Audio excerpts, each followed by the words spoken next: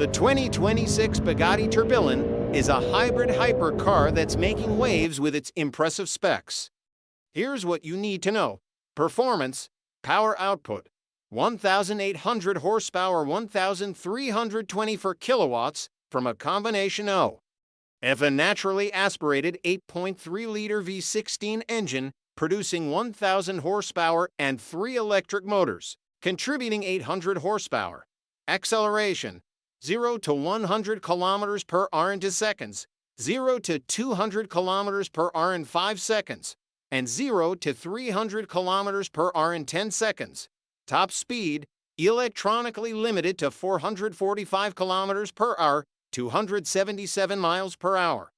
Design and features, body style, 2-door coupe with a mid-engine, all-wheel drive layout. Interior, analog instrumentation crafted by Swiss watchmakers, featuring mechanical gauges and a unique steering wheel design.